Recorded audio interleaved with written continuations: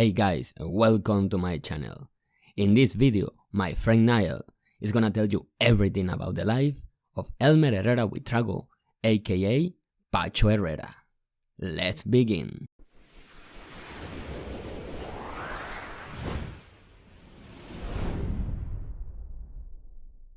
Helmer Herrera Buitrago, or better known as Pacho Herrera, was born on August 24, 1951, in Palmira, Colombia. Pacho was one of the leaders of the Cali cartel along with brothers Miguel and Gilberto Rodriguez, Orguela, and Jose Santa Cruz Londoño, aka Chepe, and was the one who kept the lowest profile of all of them.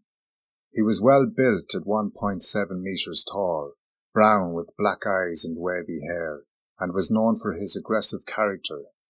Pacho Herrera was to become one of the main money launderers in all of Colombia. He was also a great soccer fan and a very good player. He often organized matches with his brothers and his bodyguards. The latter were the envy of the Orguelas brothers' bodyguards because while they moved on Yamaha motorcycles, the Pacho's bodyguards did it on Harley-Davidson motorcycles.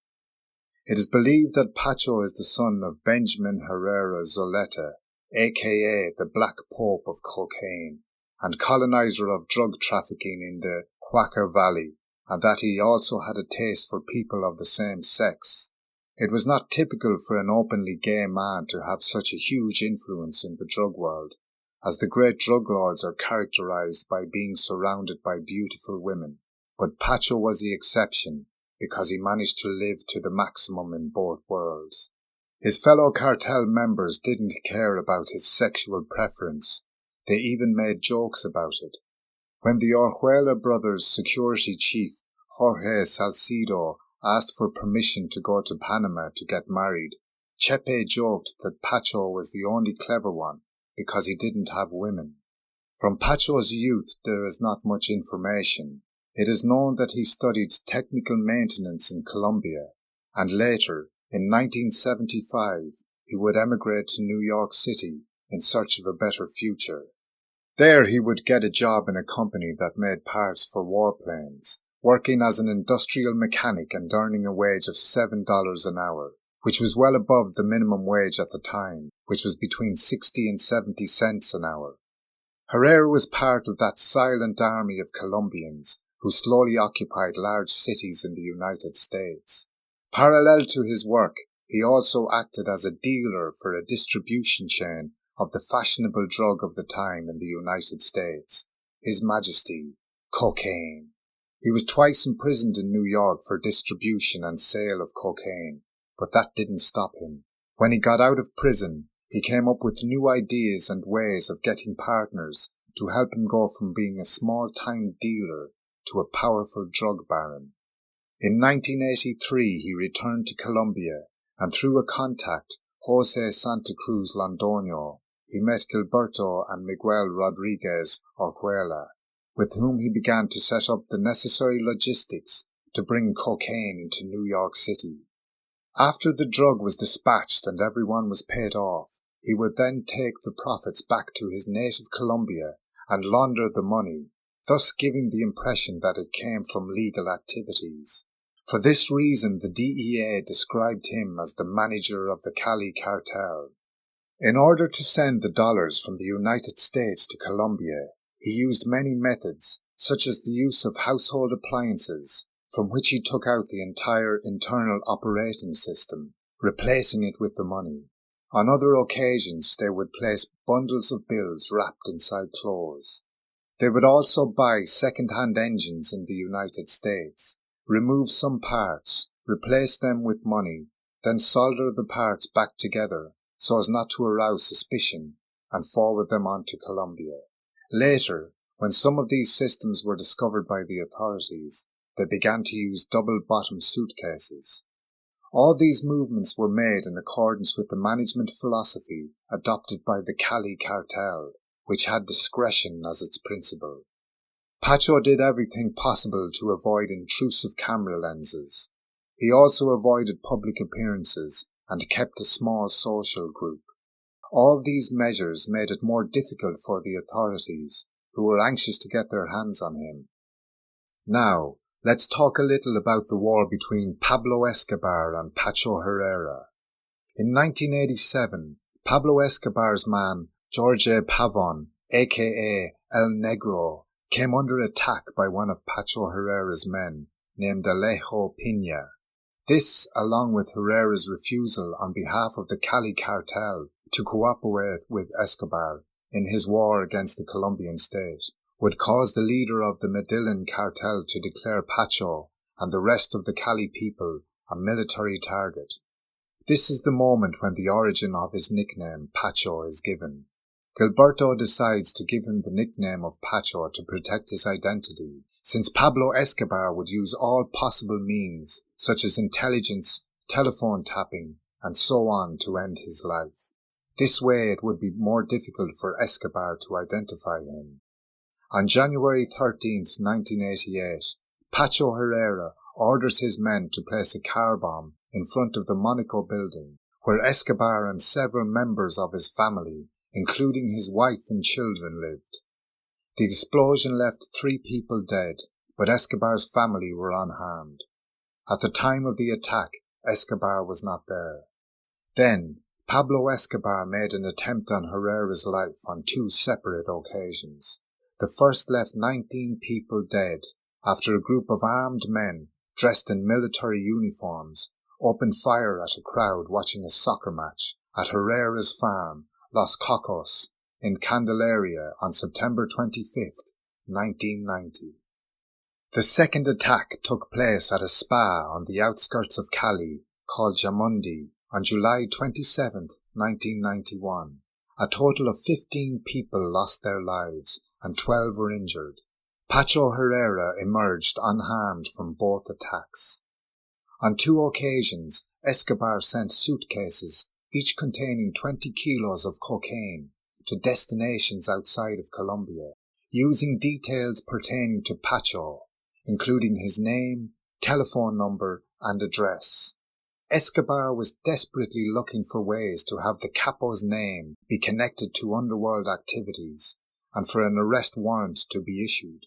However, this tactic would prove to be futile, and it wouldn't be until March 1995 that the first arrest warrant was issued against Pacho for drug trafficking and illicit enrichment. Pacho was also a violent man when he wanted to be. After the attack on the farm Los Cocos, he was determined to put an end to all those involved, even those who had minimal participation. Pacho learned that the men had spent the night at a nearby farm, and it was there that they carried out all the preparations for the gruesome attack. The owner of the farm was his first target. However, in fear for his life, he had gone into hiding, so Pacho decided to end the life of one of his sisters and 2 of his brothers, thus demonstrating that in Pacho's justice, the family can also pay for the sins of the brother. After this, he killed 2 of the hired killers who took part in the attack while they were awaiting trial in a prison in Cali. But Pacho would not rest until he saw the end of the man who had given refuge to those who had endangered his life. After 2.5 long years, he was finally able to locate the whereabouts of the farmer. In an act of unprecedented violence, he was savagely murdered by tying his hands to the back of one van and his feet to the back of another, with the vans moving away in opposite directions. He also had a very peculiar way of dealing with those he suspected of betrayal. He would invite them to one of his farms for a feast. Then after the meal they would then be taken into another room, where a bag would be placed on their head, and they would be tortured until a confession was obtained. Pacho became Colombia's most wanted man after the capture of his 3 faithful associates. He was the enemy number 1 of the state, with a 1 billion pesos price tag on his head.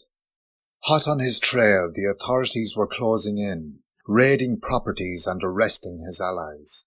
His cohorts were offered fewer years in prison in exchange for verifiable information that would lead to his capture. Finally, after 18 months on the run, on September 1st, 1996, Herrera decides to turn himself in and voluntarily surrenders to General Rosso Jose Serrano, at the Cristo Obrero Church in Yumbo. He was sentenced to 14 years in prison.